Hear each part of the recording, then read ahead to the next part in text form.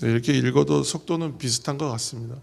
네, 한 번씩 우리가 합독하기도 하고 교독하기도 하는데 성경을 좀 다양한 방법으로 함께 읽으면서 이 새벽에 또 은혜를 나누는 것도 하나님의 은혜 가운데 있는 것 같습니다. 오늘은 민수기 15장에서 17장까지의 말씀을 우리가 함께 읽었습니다. 오직 믿음, 오직 말씀, 오직 은혜, 또 오직 하나님께 영광, 이렇게 구호를 외쳤던 종교개혁은 본질로 돌아가자는 것이었습니다. 신앙의 본질로 돌아가자. 그게 이제 말씀으로 돌아가는 것이고, 믿음으로 가야 하고, 또 은혜로 가야 하고, 하나님께 영광되는 일을 위하여 나아가는 것이 바로 본질이다, 이렇게 선포한 것이죠. 그리고 굉장히 유명한 찬양이 되었는데, 이제 고영원 씨가 만든 찬양 부흥이라는 찬양을 이제 곡의 가사를 보시면, 부흥을 가리켜서 무엇이라고 하느냐, 기초를 다시 쌓는 것이다, 이렇게 이제 표현합니다. 이처럼 가데스 바네아에서의 어떤 불신앙과 실패로 인한 그 징계 이야기가 나오고 나서 이제 15장부터 이어지는 내용이 바로 제사에 대한 이야기로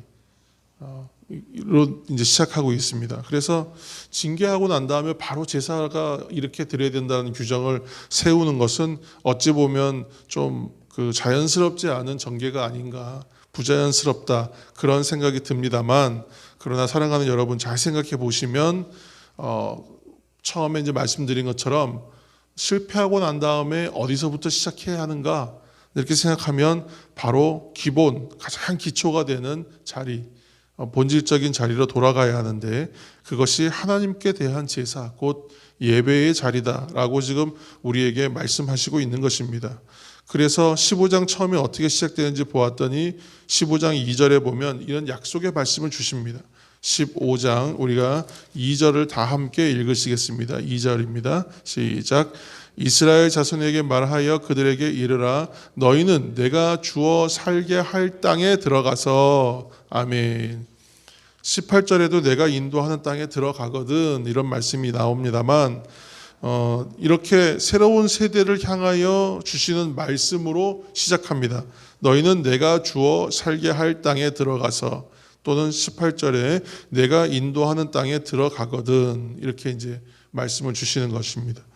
출애굽 1세대의 불순종과 불신으로 인해서 다음 세대들 또한 그 1세대가 다 이제 광야에서 돌아가기까지 함께 다녀야, 그 40년 동안 자신들의 믿음의 선대의 모습들을 같이 광야 생활을 함을 통해서 경험해야만 하는 것입니다. 1세대가 2세대와 딱 분리해서, 자, 1세대가 잘못했으니까 1세대는 다 광야로 가고 2세대는 여기 있다가 이제 짠짠짠 하고 들어가자, 그러면 참 좋은데 그렇지 않은 거예요. 그래서 고난도 이들이 함께 겪어야 되고 험난한 시간도 함께 겪습니다. 그리고 나서야 새로운 세대로 설 수 있다는 것입니다. 그래서 이 시간들을 통해서 이제 새로운 세대는 믿음의 세대로 세워져야 하는 또 의무와 또 그런 목적이 있는 것이죠. 그래서 약속하신 대로 이후에 어떻게 됩니까? 그들의 자녀들은 말 그대로 약속의 땅으로 들어가는 인도함을 받게 됩니다. 저는 그래서 신앙이 이렇게 다음 세대로 이어지는 신앙의 계대가 매우 중요하다고 생각을 합니다. 이것은 현재의 나의 신앙이 나의 자녀들과 나의 다음 세대에게 그대로 드러나는 것이기 때문에 더욱 중요한 것입니다. 제가 자랐던 모교회에서는 신앙의 여러 대를 이어가는 집들을 실제로 볼 수 있었던 아주 좋은 공부가 있었습니다.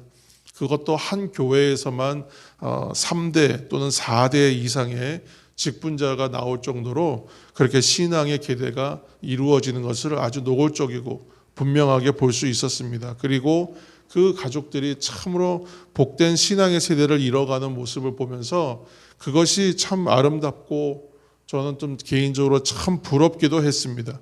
우리의 조국인 이 대한민국은 부모님들의 교육열이 강하기로 전 세계에서 아마 1등, 1, 2등을 다투는 나라일 것입니다. 그것은 이런 마음이죠. 나는 부족했지만, 나는 못했지만 나의 자녀 세대, 나의 다음 세대는 나보다는 더 나은 세대가 되어야 하겠다 하는 간절한 열망 때문에 시작된 것입니다. 신앙도 그런 것입니다. 혹시 나의 신앙의 세대에서는 참 자랑할 것이 없고 부끄러운 신앙일지라도 나의 자녀 세대는 그래도 나보단 더 나은 세대, 우리보다는 더 훌륭한 세대로 세워져야겠다는 마음이 우리 가운데 있지 않습니까? 근데 사랑하는 성도 여러분, 만약에 이런 마음이 내 안에 있다면 나는 이미 좋은 신앙의 밭을 일구고 있다는 것으로 그렇게 기억하시기 바랍니다. 3절에서 이제 12절 말씀에 보면 약속의 땅에서 드릴 제사에 대한 이야기가 이어지는데 번제, 화목제, 소제와 또 기름 그런 것을 전제로 드리는 것 이렇게 나오고 있습니다. 소제와 전제를 드리기 위해서는 필요한 것이 있죠. 소제는 고운 곡식가루와 기름이 있어야 하고 전제로 드린다는 것은 이렇게 붓는 것이니까 포도주 같은 것이 필요한 겁니다. 근데 이런 것을 얻기 위해서는 어떻게 해야 되겠어요? 이것은 지금 광야 생활에서는 얻을 수 없는 것입니다. 그래서 가나안 땅을 정복해야 하고 또 성공적으로 그곳에 정착해야 하고 그리고 나서 그 땅의 소산을 얻을 때에 드릴 수 있는 것입니다. 그러므로 출애굽 1세대들이 생각하기에는 과연 또 2세대도 마찬가지죠. 광야 생활을 시작하면서 과연 그 약속이 이루어질까 하는 의구심이 왜 없었겠습니까?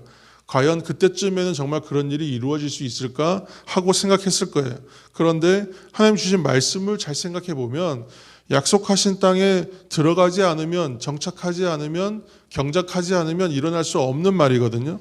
그래서 너희들은 그곳에서 결국은 이렇게 예배하는 백성이 될 거야 하고 하나님께서 지금 말씀해 주고 계시는 거예요. 사랑받는 성도 여러분, 그렇기 때문에 이제 다시 시작하게 될 광야는 결코 마지막 도착지는 아닙니다. 약속의 땅으로 가기 위한 여정 중에 지나가는 한 곳일 뿐이에요. 매우 긴 시간이죠. 40년이니까. 그렇지만 오늘날 우리에게 우리의 인생도 이 광야와 같이 모든 세상의 일들도 아무리 길고 아무리 힘든 일이라 하더라도 결국은 지나가는 일입니다. 그 지나가는 인생의 일들이 우리 인생의 전부도 아니요, 또 우리 영원한 생명에 영향을 미치는 영원한 종착지도 아니란 말씀입니다. 그래서 우리가 하나님의 인도함 가운데에 살고 인도함을 받아야 한다, 이것을 깨우쳐가는 학교인 거예요. 오늘의 인생은. 그리고 학교다, 그리고 공부와 같은 훈련이다, 이런 시간을 우리가 살고 있는 것이다. 그렇기 때문에 지금 내가 혹시 실패의 자리에 서 있고, 내가 지금 고생하는 자리에 서 있고, 고통과 힘든 자리, 절망하고 낙심하는 자리에 있다 할지라도 이 자리가 결국 나의 마지막 자리가 아니다.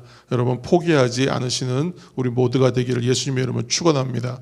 오늘도 실패의 자리에 있다면 오히려 은혜를 구하시면서 회복하게 하시는 하나님의 은혜를 발견하는 우리 모두가 되기를 바랍니다. 왜 이것이 가능한가? 하나님은 언제나 변함없이 신실하신 그런 하나님이기 때문에 그렇습니다. 하나님이 나에게 은혜 주셨던 분이라면 하나님은 오늘도 나에게 은혜를 주십니다. 마지막으로 여러 규정들을 통해서 발견하는 대표 주제는 한 가지입니다. 바로 순종이죠. 순종이 어려운 것 같지만 순종이 어렵지 않습니다. 일할 때에는 일하고 쉴 때는 쉬어라, 그 말씀에 따르는 겁니다. 그래서 하나님께서 구름기둥 불기둥으로 갈 것과 멈출 것과 바라보아야 할 것을 우리에게 보여주셨던 것처럼 오늘도 하나님께서 우리에게 말씀을 통하여 내가 일할 것과 또한 내가 쉴 것에 대하여 말씀하고 계십니다. 그리고 이어서 안식일에 관한 이야기를 통해서 안식일이 어떤 날인가를 강조해 주고 계신 것입니다. 하나님의 말씀을 따를 때에 하나님의 복과 은혜가 늘 우리와 따라다니는 일이 된다는 것을 여러분 기억하시기를 이 새벽 다시 한번 축복합니다. 마지막으로 광야 생활은 그 방향을 알 수 없는 삶입니다.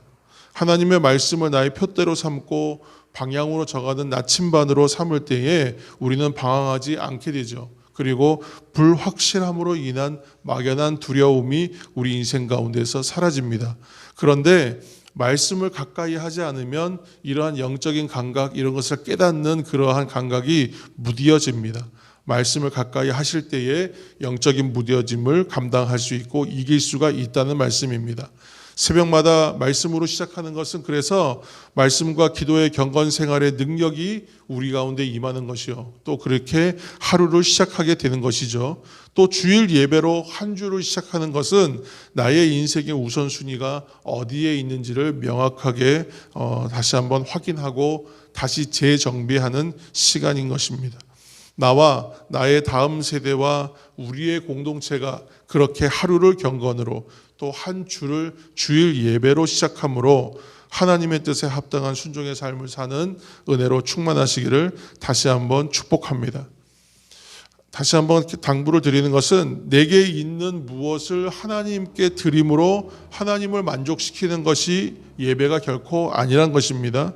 내가 무엇을 헌신해서 하나님을 높여드리고 하나님을 기쁘게 해드리는 것이 결코 주일의 모든 사역이 아니라는 거예요. 주일 성수나 예배와 또 오늘 지금 경건의 시간은 내가 하나님의 뜻에 순종함으로 오히려 육신과 정신과 영이 쉼을 얻고 영적으로 체험받아서 우리의 인생을 살 수 있는 풍성함을 하나님께서 우리에게 부여하시는 그러한 시간이라는 것을 여러분 생각하시기 바랍니다. 삶의 우선순위와 관점을 다시 확인하시면서 우리에게 허락하시는 건강한 삶을 그렇게 회복해 가셔서 하나님이 우리에게 주시는 그 삶을 충만하게 누리시는 저와 여러분 되시기를 예수님의 이름으로 다시 한번 축원합니다. 사랑하는 성도 여러분, 여러분들은 하나님의 자녀입니다. 거룩한 부르심을 받은 소명의 사람이고 사명의 사람입니다. 그리고 좋은 것을 선택함으로 누리게 되는 복으로 그 충만하게 사시게 하시는 하나님의 은혜가 오늘도 우리 가운데 있습니다. 이 은혜를 이 새벽 누리시는 우리 모두가 되기를 다시 한번 예수님의 이름으로 축원합니다. 기도하겠습니다.